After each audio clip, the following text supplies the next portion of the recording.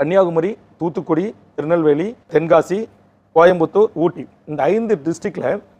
பெரும்பாலும் இது வந்து கேரளா எல்லையோர மாவட்டங்கள். இந்த கேரளா எல்லையோர மாவட்டங்களில் இருந்த ஒரு காலத்தில் ஆட்சித் தலைவர்கள் அனைவருமே பெரும்பான்மையானவர்கள் ஒரு குறிப்பிட்ட மாநிலத்தைச் சேர்ந்தவர்கள். இங்கே கேரளா ஒரு லாபி ஒன்று செய்யப்பட்டு நான் சொன்ன இந்த தமிழ்நாட்டை சேர்ந்த இந்த 5 மாவட்டத்தில் இருக்கிற சுற்றுலா சார்ந்த தொழில்கள், தங்கு விடுதிகள், உணவகங்கள், ஃபால்ஸ் என்று சொல்லக்கூடிய நீர்வீழ்ச்சிகள்,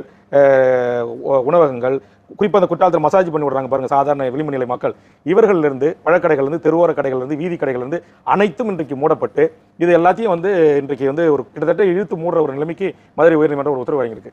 இந்த உத்தரவு வழங்குவதற்கு அடிப்படை நாதமாக காரணமாக இருந்தவங்க யாருன்னு பார்த்தா கேரளாவில் இருக்கிற முதலாளிகள், ரிசார்ட் ஓனர்கள், ஹோட்டல் அதிபர்கள்,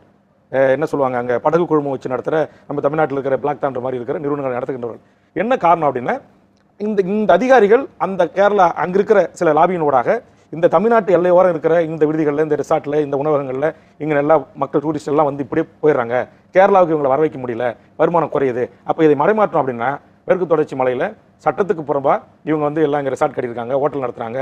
மசாஜ் சென்டர் நடக்குது, அப்படி இப்படின்னு தவறான தகவல்களை அடுக்கடுக்க அடுக்கி உயர்நீதிமன்றத்தில் ஒரு மனுவை போட்டு உயர்நீதிமன்றமும் அது வந்து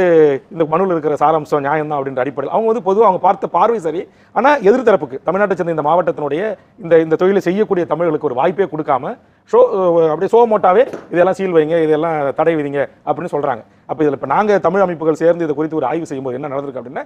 தமிழ் மக்களுடைய இந்த டூரிசம் வருமானத்தை தடுத்து இந்த டூரிசம் அப்படியே கேரளாவுக்கு மடைமாற்றம் செய்வதற்கு செய்யப்பட்ட ஒரு மாபெரும் சதியாக இருக்கிறது. முதலமைச்சர் இது போன்ற விஷயங்களை நாங்கள் சுட்டிக்காட்டப்படுகின்றது சாட்டை எடுக்க வேண்டும் என்று நாங்கள் விரும்புகிறோம்.